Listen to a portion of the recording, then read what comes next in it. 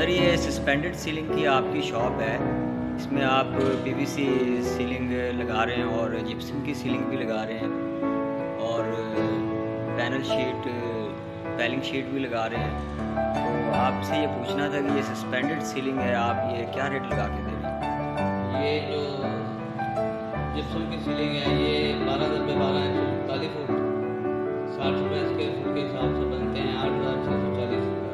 अच्छा, 12x12 का मतलब कमरा है तो ये 144 फुट हो गया। 144 फुट हो गई, 8,640 रुपये।